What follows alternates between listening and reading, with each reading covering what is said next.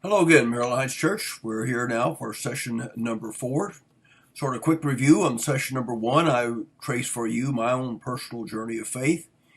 And then we moved into the second presentation, in which I pointed out that the verse in Acts chapter 18 found me and was very encouraging to me is when Paul goes to a city that he doesn't want to go to really, and he's encouraged because the Lord said he'd be with him.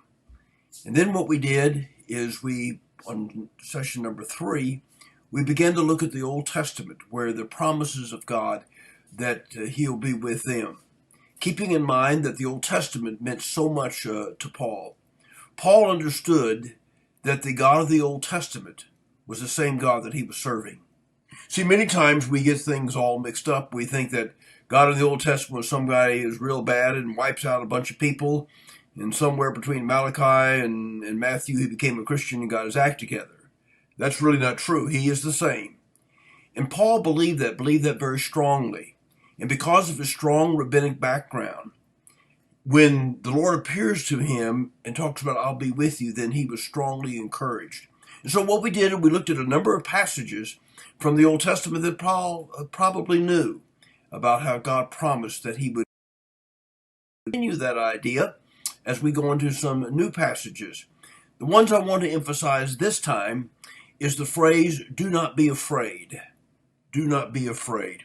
Obviously, what we're facing today, people are fearful. And so what I want you to see today in this presentation is the importance of what God says, be not afraid. The first one that we will consider will be found in Genesis chapter 26. And we'll be looking at verse number 3, or actually verse number 23. That'd be all right. All right, verse 23, chapter 26. And from there he went up to Beersheba, and that night the Lord appeared to him and said, watch carefully now, I am the God of your father Abraham. Do not be afraid. Do not be afraid, for I am with you. You see it again? That's thematic all the way through. Do not be afraid, for I'll be with you.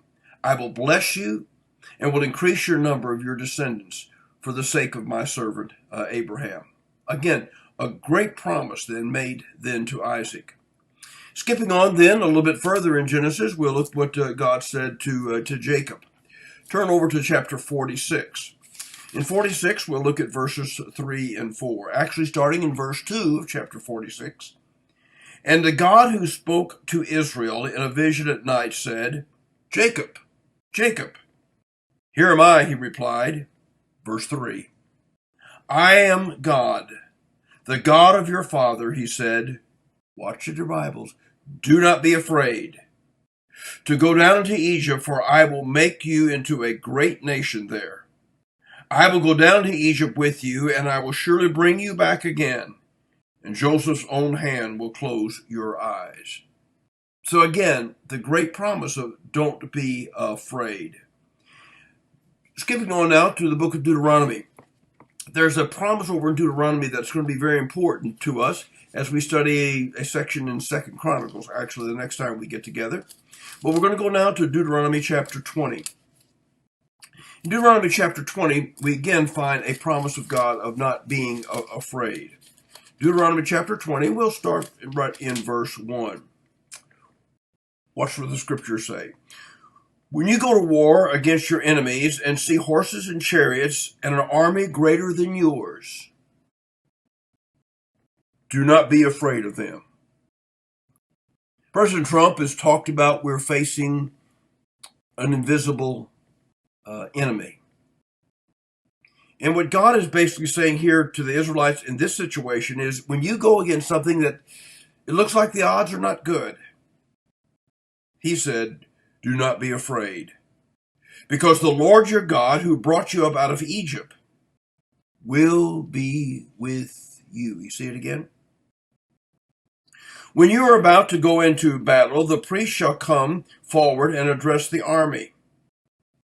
He shall say, Hear, Israel, today you are going into battle against your enemies. Do not be faint-hearted or afraid. Do not panic or terrified by them.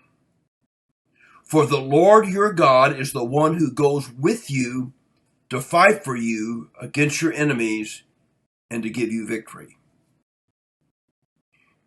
I'm sure Paul knew that particular text. And it's going to be very important, is in our next session we're going to study 2 Chronicles chapter 20, where actually we have this situation actually described, but we'll get to there later on. Let's move on now to Moses. Let's go now to chapter 31. So we're looking at these passages where God promises, don't be afraid. I'm going to be with you. And so you do not need to fear. We'll start in Deuteronomy chapter 31. We'll actually start in verse 1. Then Moses went out and spoke these words to Israel. I am now 100 years old, and I'm no longer able to lead you. The Lord has said to me, you shall not cross the Jordan. The Lord your God himself will cross over ahead of you. He will destroy the nations before you. You will take possession of the land. Joshua also will cross over ahead of you. And as the Lord said, the Lord will do to them what he did to Sihon and Og and the king of the Amorites, whom he destroyed along with their land. The Lord will deliver them to you, and you must do to them all I have commanded you. Now watch the next verse. Be strong and courageous. Do not be afraid or terrified because of them. For the Lord your God goes with you. He will never leave you nor forsake you. Again, a magnificent promise that Paul probably was well aware of what was said and going on. Now let's move into Joshua. Joshua, the great successor then to Moses. And the Lord then is going to appear to him and tell him what's going to happen and what's going to take place. We go to chapter 1 of the book of Joshua. Verse 1. After the death of Moses, the servant of the Lord said to Joshua, a son of Nun, Moses' aide, Moses, my servant, is dead. Now then, you and all the people get ready to cross the Jordan River into the land I'm about to give to them, to the Israelites. I will give you every place where you set your foot, as I promised Moses. Your territory would extend from the desert to Lebanon, from the great river Euphrates and all the Hittite country into the Mediterranean to the sea to the west. No one will be able to stand against you all the days of your life. As I was with Moses, so I will be with you. I will never leave you. I will never forsake you. Be strong and courageous, because you will lead these people to inherit the land I swore to their ancestors to give them. Be strong and very courageous. Be careful to obey all the law my servant Moses gave you. Coming down to verse 9. Have I not commanded you, be strong and courageous? Do not be afraid.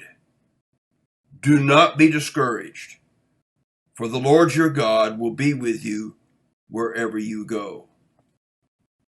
These are the promises that God gave to the ancients in the past, and Paul knew every one of them. And he knew if God said it, don't be afraid, and he could read the book and know that God was with them, and they were victorious, and they did take the land.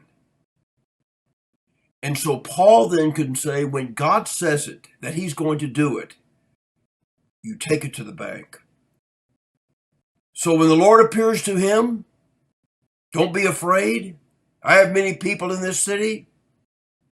Paul, in essence, because he knew the Old Testament, said, I believe it. Take it to the bank. I know it's going to be true. What great promises that we have from God. And we now can read back into the stories and know what he said. He backed it up. He backed his words up with his actions. If God tells his people, be strong and courageous and don't be afraid, take it to the bank. God bless you. We'll be in 2 Chronicles chapter 20 the next time, and hope you can be with us.